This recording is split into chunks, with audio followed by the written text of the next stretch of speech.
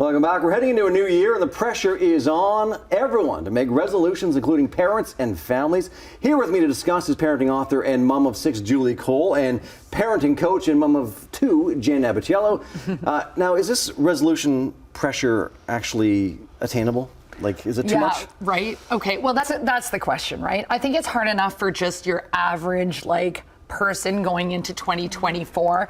Throw in the parenting pressure, and I think this is what parents need to realize is that, if it's too much, it's okay to take a pass. What do you say, Jen? Yeah, and I was just looking at stats, it's 80% of people that set resolutions fail within the first few weeks. And so if we're parents and we're already stressed and overwhelmed, do we want to add this if we're feeling already burnt out and stressed? Is it serving us or is it not? So I think we need to think about, are we doing it because we feel like we should?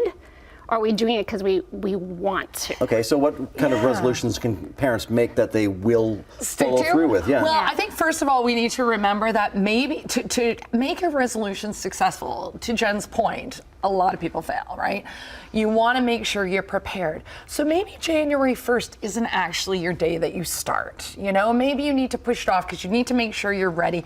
I think some realistic resolutions that I try to implement is I try not to carry mom guilt. It's not helpful. So if I make a mistake, I apologize and I move on from it.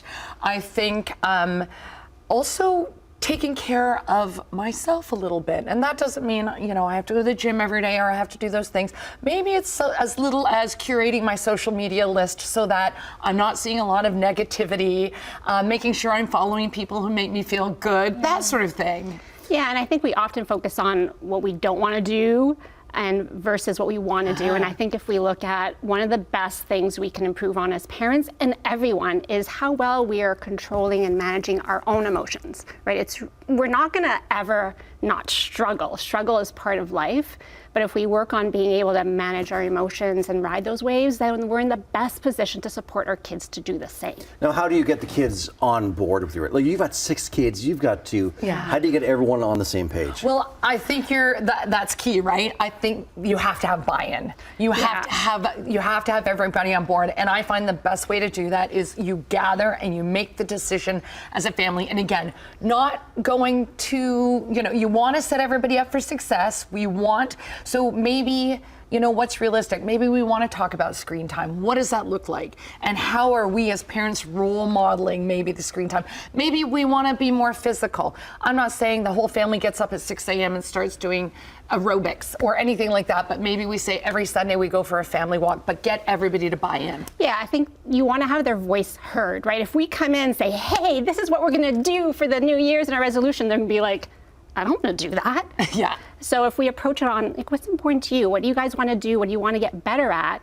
And really have an opportunity to have that dialogue on what do we agree on and what we want to do. And it's a great conversation around your family values, right? And what's important to your family, what your priorities are. And I think often people fail because they set a goal that's not really aligned to who they are. If we think about one of the books I love is Atomic Habits. And if you really don't define yourself in that way and you set a goal that's not aligned to what's important to you, the likelihood of you sticking with it is low. How old are your 2 children and what kind of resolutions have you made as a family? Yeah, so I have 2 boys, 9 and 11. And I didn't talk about reducing screen time because that's going to be red flag. No, I don't want to reduce screen time. But we focused on how can we spend more quality time as a family, right? So something that we do is we have a family movie night on Friday. And we spend some time outdoors. In the winter, we ski. So it's Sunday, we're going to ski as a family. And so looking at what are those moments that we can spend really enjoying each other's company.